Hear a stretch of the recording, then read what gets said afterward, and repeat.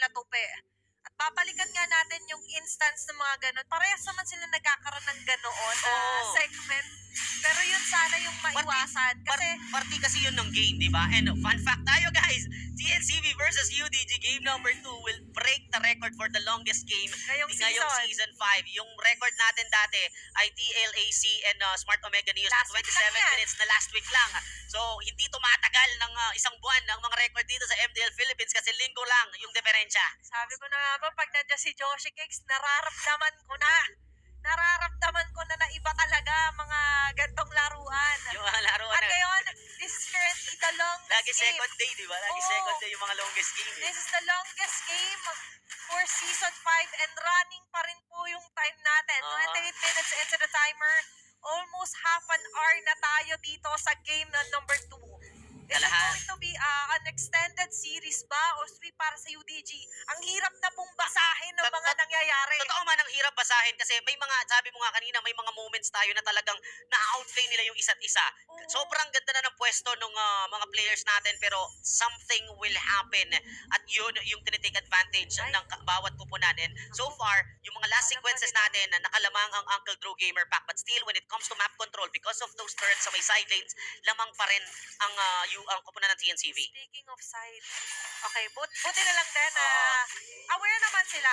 Pero Di- problema, hindi sila aware kung ilan kasi. Oo, hindi nila alam Oo. kung ilan Kung ilan. yun. Kasi alam nilang lagi at lagi may fans dyan, sure sila. Yeah, and with this Lord, afford na nilang iwanan yung Lord na kahit isa lang yung tumawa kasi hindi ganun kabilis. Di ba kung matunaw itong Lord na to sa sobrang, tignan mo, 81,000 HP na. Tapos ang hampas niyan, sobrang sakit. Grabe no, pa kahit ako siguro yung naglalaro dito, mapapagod ako. Buti Oo. lang yung mga players natin, subok na.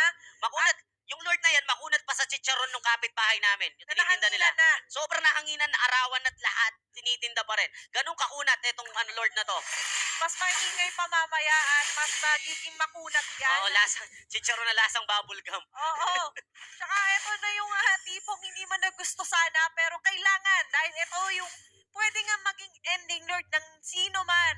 Oo, yan. Yung totoo yung score natin sa Lord. Okay, Lord score na tayo. Kasi yung kill score to, Wala na yan. Yung Wala.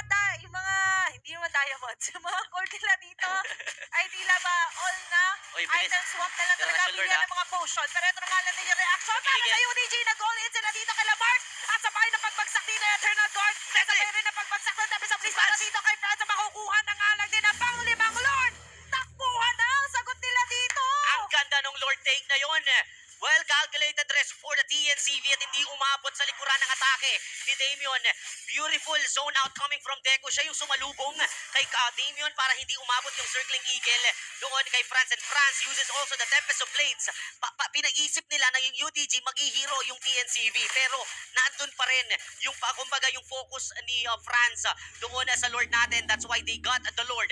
At yung pressure ng Lord kanina ng UDG, iba yung pressure ngayon ng TNCV kasi yung Lord na to, diretso talaga sa base, pati yung mga malalaking bruskong minions. Grabe na yung mga sacrifices dito. Blood, sweat, and tears na talaga to, Ibang sakripisyo na At to. ito na nga lang din yung pangarap para sa TNC Voltes, inilalaban, nilalatag. At ngayon yung Lord na napakakunat, napakasakit, ma-march sa may bandang gitna.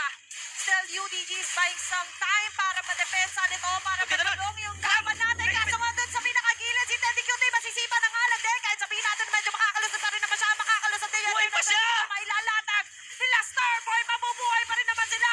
Hoy, may Nagkakita Deco! ng kapitana dito ng Winter Crown. Kaso si Crown may mamamatay pa rin naman. At habang silang lahat ay busy para dumepensa. Oh, desert! Si Lex din naman ay makakakuha ng kill dito. It's going to be Deco falling down. Zeno with the last bits of Feather Strike ay pilit na dedepensa at o-opensa. At the same time, yung Lord na napakakunat, yung Lord na panglima na ay matutunaw at magkakaroon ng magandang depensa ang UDG. And it's not yet done, ladies and gentlemen. Babalik si Franz dito. Tempest of Blades in. Pagka-tower lock, Pablo, do it ni Teddy sa may likuran. Wala na sila dito. Siba. May mortality at the